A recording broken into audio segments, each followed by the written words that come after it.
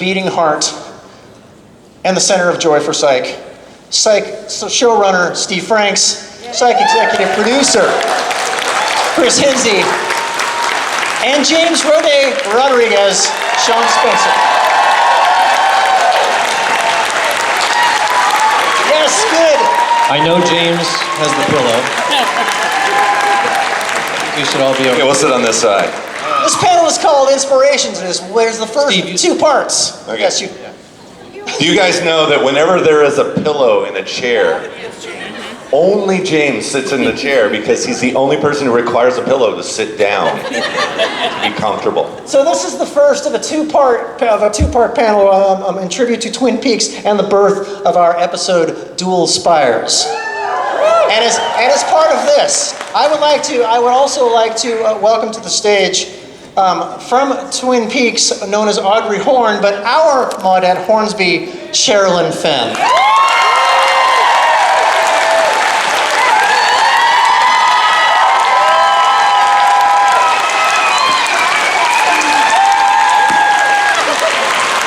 You know him on Twin Peaks as Bobby Briggs on Dual Spires. He was Bob Barker.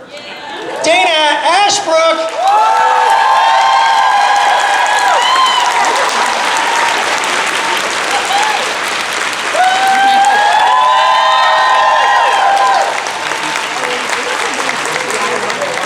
And then on Twin Peaks, he was Leland Palmer. On Dual Spires, he was... That's correct, Father Wesley Ray Wise.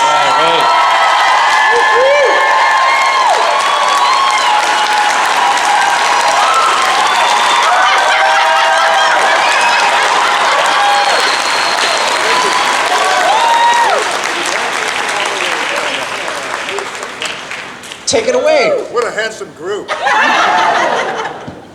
I have to say that I have virtually nothing to add to this. I'm here as a fan just to be on the stage with these people. This episode is a lot of things on Psych. It's wish fulfillment. It was always wish fulfillment. So we did episodes of things we loved, and that's why the comedy, everything sort of came out of. You see it, and this was the week it was time to give James his wish. And it was at the time the most ambitious thing that we had done. And it was one of those ones where we get to travel to a different place. We went to Britannia Beach, right? Yeah. Which sounds really cool when you say, oh, you're traveling to Britannia Beach. I think it was not quite as luxurious as it was supposed to be, but I was there during prep doing the previous episode, and when the script came in for this, all the attention on the episode we were doing turned to Dual Spires. And no one was interested in what we were doing, and I wasn't interested in what I was doing because I wanted to leave the set, but they were in Britannia Beach. So the first cut of this and the final cut, from the beginning to the end, everything was just magical. And the fact that you guys came out to our silly little show in Vancouver was just so overwhelming and amazing, and I'm just eternally grateful to you. And now... But you know, the fact that you paid way above scale was a real drawing point for me. Those were Canadian dollars. I don't know. You were all able to retire after that episode. James, can you get us into this world? I would be honored. First of all, Twin Peaks changed my life as a person, as a human on this planet. I discovered it as a young, freshman in high school. And I could not believe what was happening on my tiny, shitty little hand-me-down TV, and that they were getting away with it on broadcast television. But as I watched, I said, okay, well, if this counts as art, then maybe there's a place for me in this crazy ecosystem of entertainment. So it was incredibly inspiring. And I started asking Steve if we could do a Twin Peaks episode pretty early, probably season 2. And sure enough, like he does for everyone always, he granted my wish in season 5. And once we knew we were doing it, and by the way, Hinsey is a fellow Twin Peaks fan, so we were conspiring. We were pretty stoked about this. It became about, okay, how do we get as many of the original cast as we possibly can, and give them all something that they think will be fun to do. Who's the right director? And that was an easy one because my boy Matt Shackman is also a huge Twin Peaks fan, so that was an easy phone call. If you haven't seen his latest tiny little indie Fantastic Four, check it out. He did a great job. Well, and he's going on to do the next Planet of the Apes movie, so Yeah, there's that. so you check that one out too. You're lucky to get him, I guess. Directly as a result of just this episode, Dual Spires got him into the Marvel Universe. That's a true story. he said he sent, oddly enough, a DVD over to the offices, and they got about halfway through, hit eject, and they said, say no more. You're in. So it sort of started with my deep, rich, nourishing, long friendship with Dana Ashbrook, who took me to the Playboy Mansion when I was 23 years old, and introduced me to some professionals. And I said, Dana, here's the plan. We want to do Twin Peaks. We want everybody to be excited about it and come up and do it. Will you sort of be our middleman? Will you sort of start the conversations and let everybody know like who we are, what we do, how much I love Twin Peaks, and how much I want this episode not to be satire, but to actually be like a love letter to the show. And he said yes and started reaching out to everybody. Luckily, Ray had already graced us with his presence, so we knew we were going to bring Father Wesley back. The question was how. And slowly but surely, like, it all came together like a dream. And everybody said yes, except Machen. And the next thing we knew, we were in the Sutton Place bar. That's a hotel in Vancouver. As one at a time, these beautiful people filed in, and we got to witness like a cast reunion almost.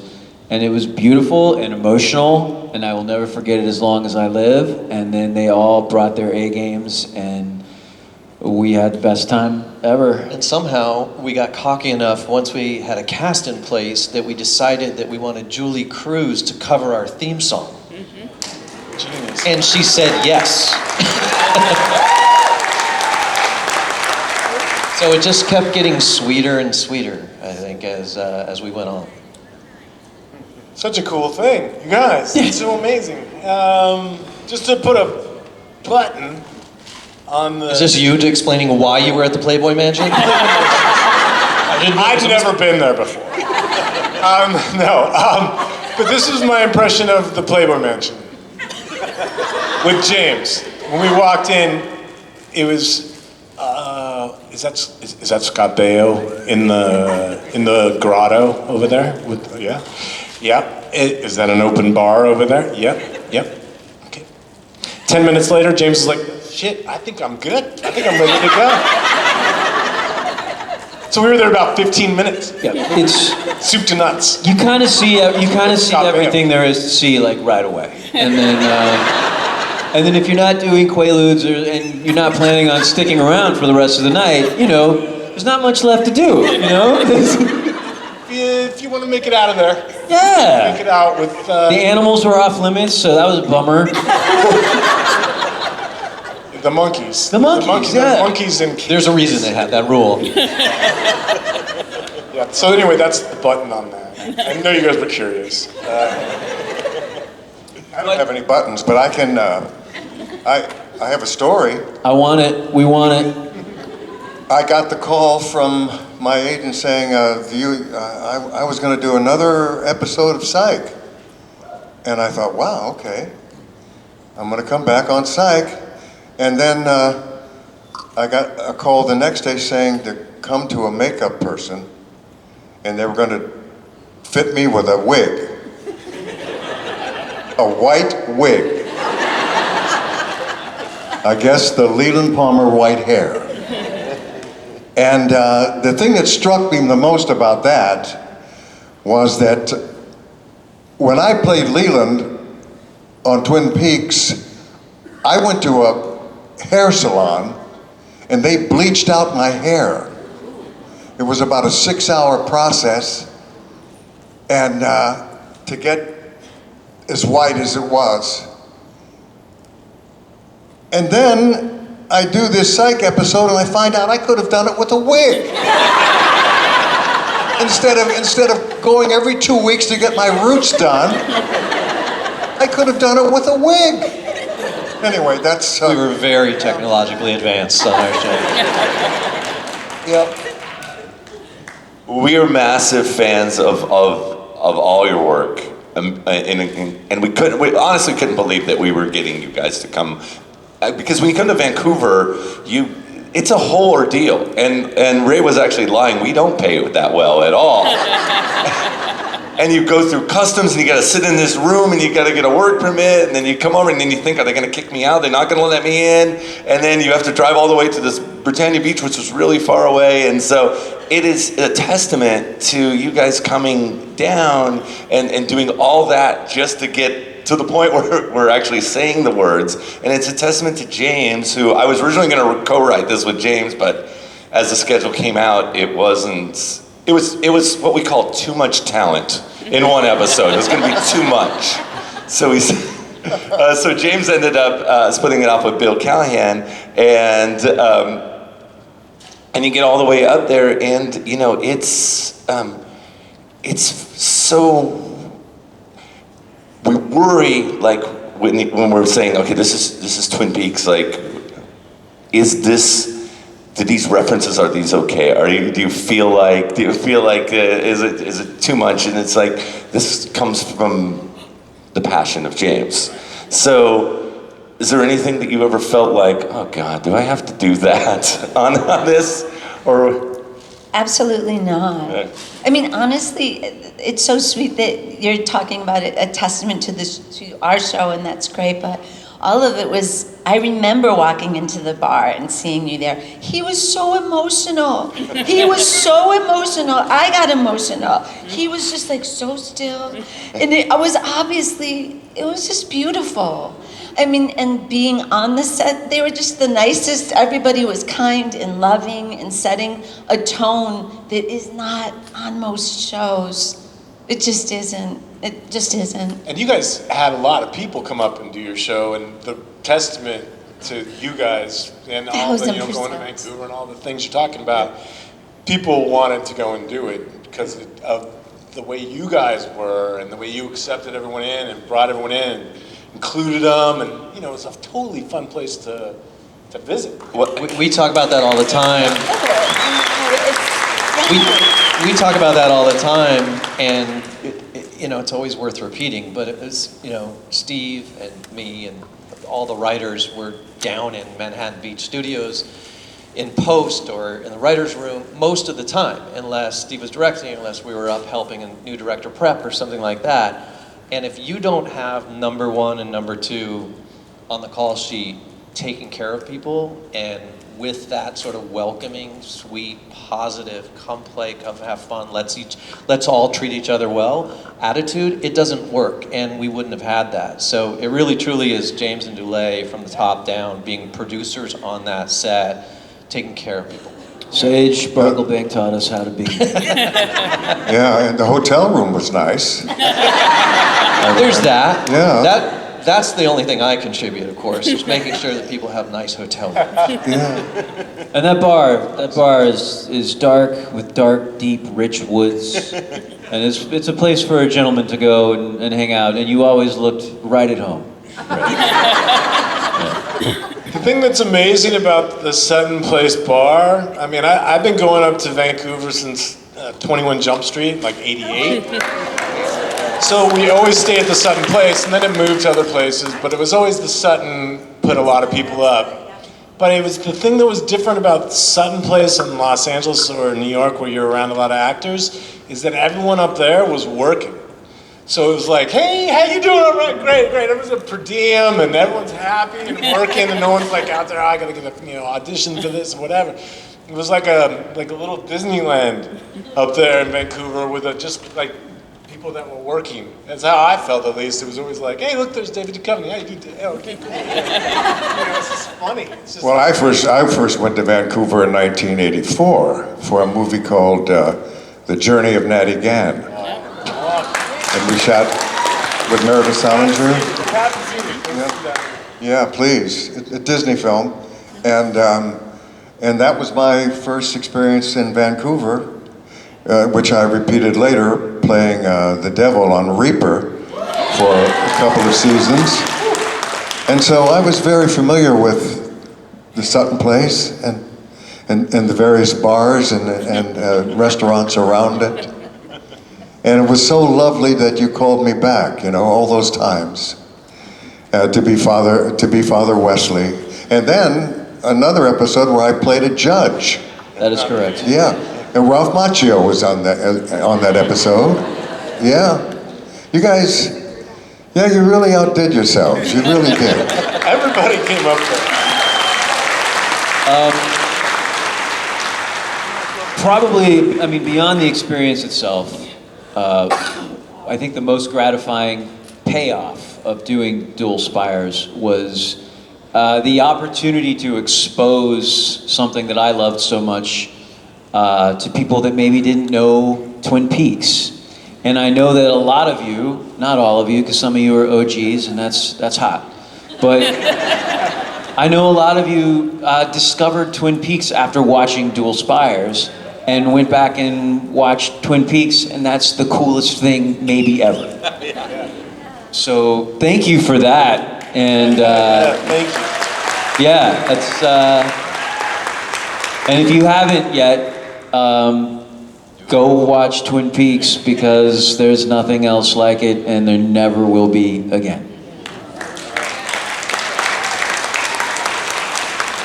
We have questions coming from the audience that are up here, We do. but There's a good one on the screen right yeah, now. exactly. Well, this is from Ashlyn. Oh, it says what row and what seat you are. I don't know if we should give that information away. That's too much. It adds a lot of Too much pressure. information. Ashlyn, we know you're here. We're going to keep your identity and placement secret. It says, what are your favorite parts or references from Twin Peaks that made it into the Dual Spires episode? Is there anything that you, Sherilyn, did you, oh my God, I put you on the spot. I can set you up if you'd like. Okay, there we go. Because those of you that don't know this reference could just Google Audrey Horne eats a cherry, and you'd be directed to a very famous scene. And I just love the Psych spin on it. There was just, cherry Coke was her fancy. Because we weren't going to just ever recreate what they did on Twin Peaks. Is that real, by the way? Can you still do that? It's a bar trick. They told me it was kids in college were doing it. I did eventually learn to do it, but. Nice. The trick, if you aren't aware, is tying a cherry stem into a knot, only using your tongue. Cherry in. Was it the way I said it? I don't know. I put too much sauce on it. I'm sorry.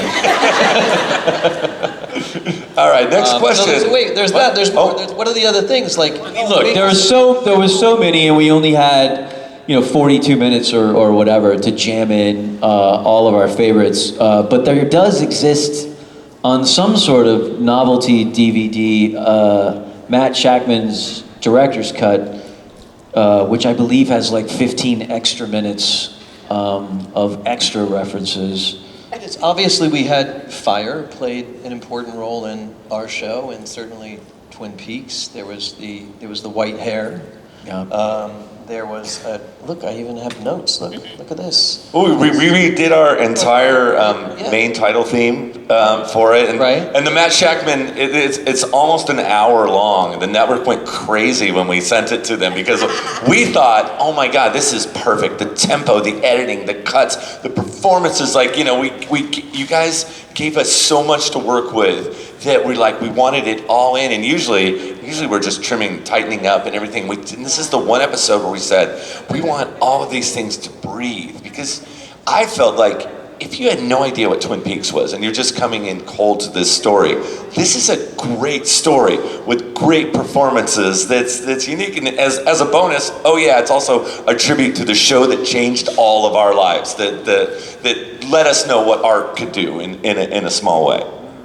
And the last scene in the episode in the diner is where we were like, all right, everything that we haven't been able to fit into the body of the episode It's just a Shackman masterpiece. goes here. I apologize to Ray for when I had the picture in the background. You can barely see it, but I'm like doing the crying in the picture. I felt bad. I know, but he. Dana walk backwards for us. Thank you, pal. I don't know. I don't remember much about the episode. But I do remember that diner scene. And I believe we all had cherry pie. And it was very tasty. And the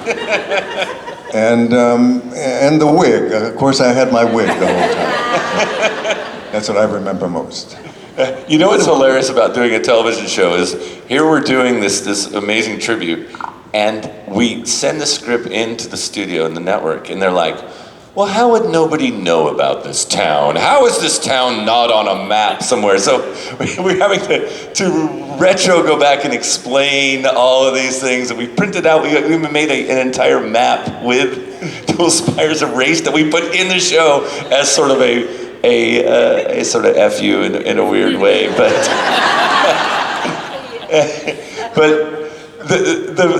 the fun thing is that, you know, ultimately they got the jokes, they got the bits and all that stuff. My question is, and it also comes from Anonymous, had you guys even heard of Psych when the call came through? Or, I mean, obviously Dana heard about it at the Playboy Mansion. Oh, yeah. It was Scott Baio and Psych we were talking about. I had not heard of it, and I didn't know who James Roday was. I knew Dule Hill, you know, from West Wing. I was the governor of California on West Wing for an episode. You played the governor and the president on, right? No, I was not the president on. But not on that, but on. I was up for that though. Weren't you? That's another story. You were the president. Were you the president on 24 or something? You've been the president. I was the vice president on 24. Okay, the vice For president. the whole entire 5th season. Okay, there we go. Which, to my mind, was the best season of 24.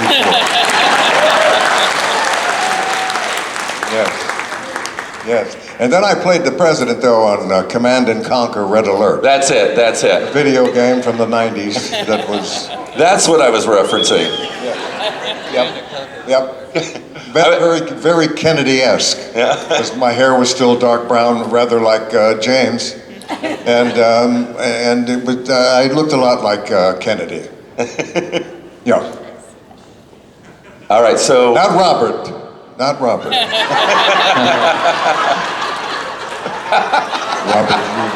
Not Robert, certainly not Robert Jr. Okay. Although you've got the pecs. You do have the pecs. I do indeed. And I still try to do 100 push-ups a day, really. I still try to do that. You gotta do that, folks. You gotta do a little bit of that, or else you'll lose it. I can testify to that. So. Did you guys have any idea when you were making this? And you thought, okay, well, it's fun, and obviously he's like, yeah, James is a friend, and this will be. Did you have any idea the kind of like insane devotion that these people have to this episode that's happening when you're making it? Or?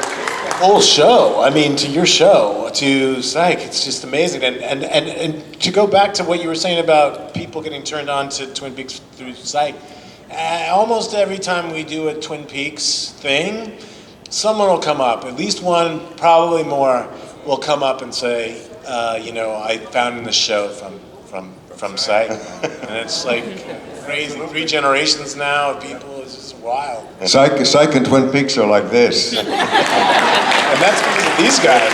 They did it. Yeah. I think many of the studio executives found Twin Peaks from Psych. Exactly.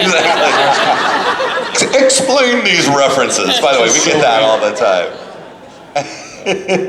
When we like something, we will not stop talking about it. I have to tell you, we have more references to the Wraith than any television show has ever before made and will. So inevitably, if you guys, the question about have you heard of the show, we have referenced 7 or 8 things that you've done long before our script ever came, because we like to push the things that we believe people should find themselves at. Can I ask a question? When was the first time you guys did that sort of thing? Like, at what point during which season did you go, well, let's do a tribute to like Hitchcock? Like, you guys did a bunch of different kind of like zombie movies and. The last episode of season 1 was kind of a send up of The House on Sorority Row that John Landis came to direct. Right. And it was kind of a risk. It was a dice roll. We didn't know if the network and the studio were going to dig it. We didn't know how much our fans were going to dig it, because it felt a little different than the rest of the first season. But then when it worked, we were like, well, that's what we're doing now. It was as soon as we realized we could get away with it. Starting with season 2, it was, the American Idol thing, and from there it was, yeah. But what we really were aiming for, we were aiming to this moment where we did Friday the 13th and James directed a little thing called Tuesday the 17th. But we had we had a network that was like, it was like the frog in the hot water where you turn the flame. They didn't know it was coming, but we were talking about it on the pilot. I want to do this, I want to do that, and it's like we knew, once again, to go to Vancouver, get through, to go up there is a lot. So the thing we offered to great actors to come up, the chance to play, we're going to give you fun stuff, and we're going to have more fun on set and outside the set than anybody else. And what is more fun than fulfilling all our childhood wishes? And how much better is the work when it's like, oh my God, James is directing a Friday the 13th, and the what we lacked in budget and time. We were shooting these on 7 days. You guys got 8. So because they felt, assembling this cast, you guys could have 8. David Lynch. Yeah. It's like anytime you have an ensemble of actors and you're on a series, which is tough for actors, because series television, they tend to do the same stories and the same arc for those characters over and over and over again, because a lot of times it's comfort for people to turn on and see that character do that thing. And so once we got into let's have fun, and Steve was like, I want to do a mini movie every week, and I want to play with this genre and that genre, and we started getting away with it because the network and the studio were like, it's working, whatever you're doing. And so they would kind of lay off. Once we started getting away with it, it was great, and it really, I think it affected the longevity of our series and the closeness of our cast, because we never had anybody in our cast want to leave the show because they were so bored of doing that thing and they wanted to move on with their film career or another series or whatever it was, because they all truly understood and appreciated the joy of being on a series where you could come to work one week and be in a Western, and the next week you're in a dinosaur movie. And it's rare, but we got away with it, so it worked. Yeah, when I first came up there to do the first episode, I thought, what is the attraction of this show? And then I started doing scenes with that one, and I could understand. He is so quick with his rants and machine gun firing it, and I just sat back and just admired the hell out of him.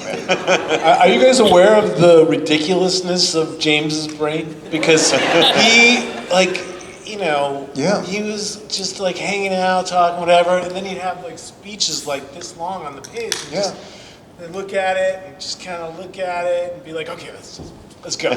And I mean, he'd know it verbatim. It was crazy. Like he has some sort of super brain.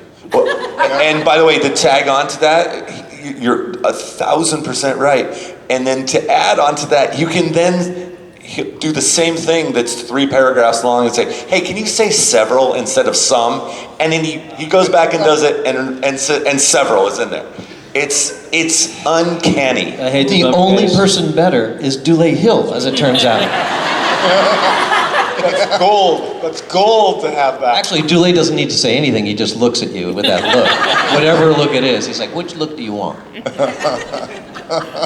Ray, you taught me what witch hazel is and all of its uses. Oh, yes. So is Well, I guess reciprocated. I could tell them my little witch hazel secret. It's an astringent. You right? take a cotton ball, you soak it in witch hazel. Every now and then, clean out your belly button. My Uncle Louis taught me that. And he said, you do that often enough and the ladies appreciate it. So I shared it with James. And I appreciated it as well. All right, here's a question from Kayla. Hi, Kayla. My absolute favorite part of the entire episode is the ending scene. I love that it's meant to come across as happy-go-lucky at first, but then morphs into this eerie, uncomfortable setting. I was wondering whose idea was it, and was this meant to simply leave the viewers feeling uneasy, or was it meant to spark conversation about the darker sides of seemingly sweet yet isolated small towns? Shit. Heavy stuff. Thank you. First of all, I've spotted Kayla. Hello, Kayla. She's very excited. She's got the Juliet episode from that same referencing right back. That's right.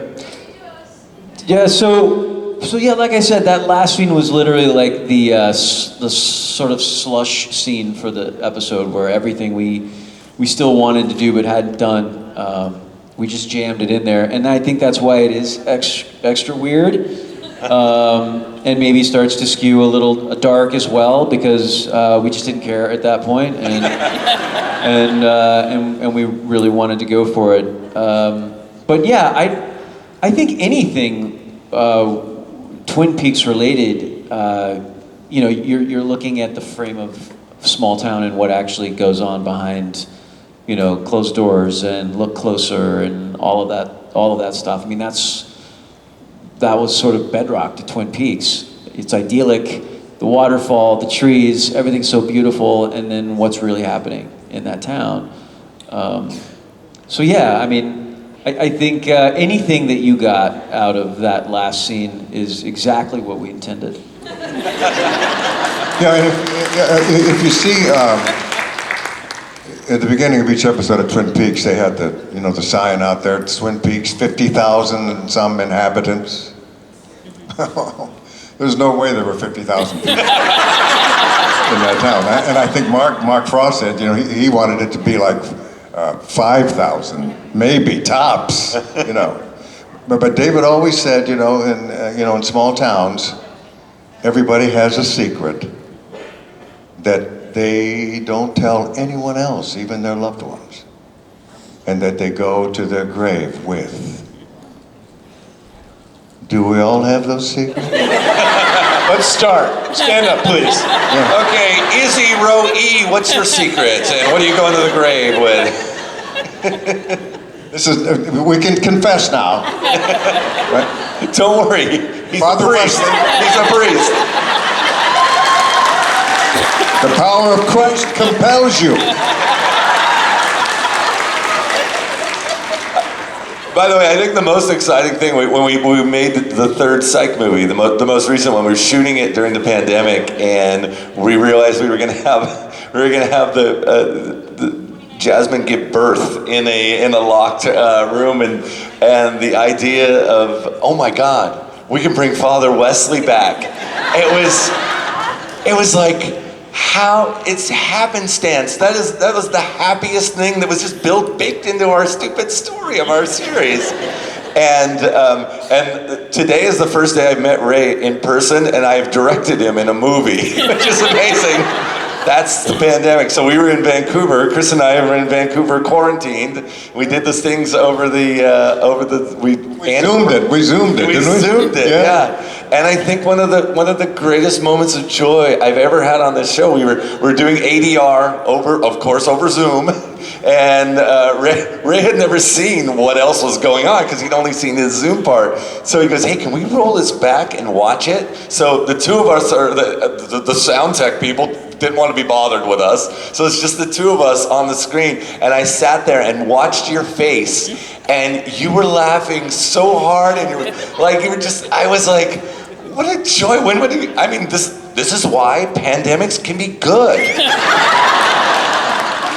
Because it was just to see, I mean, obviously you were enjoying your performance because how good you were, but to see it all, you don't ever get that gift. You don't get the gift of seeing it all put together and watching it, cold like that. So thank you guys for that. Oh, we got the last question warning. Okay, it's going to be Izzy. If David Lynch were in the episode, what role would he have had? He would have been a member of the town, and we would have done something silly and fun with him, and he definitely would have spoken too loud. That would have been his thing, for sure. We lost David recently. We also lost Lenny and Catherine and Julie, and it makes what we did that much more special to me, knowing that we got to spend some time with them before they left us all too soon. So I thank you all. For those that aren't here with us anymore, thank you everybody else that participated in that particular episode. It truly was the moment for me on this show where I got to step out of myself and all of the things that I did on a week-to-week basis, just be a fanboy, and I'll never forget it as long as I live. So, thanks. We thank you. Thank you. Go visit these guys today, tomorrow. They'll be around hanging out with us and available for you guys. Check. Psych fanboys, Chris Henty, James Roday, Steve Franks. Dual Spire stars, Cheryl and Finn, Dana Ashbrook, and Ray Wise. Thank you all.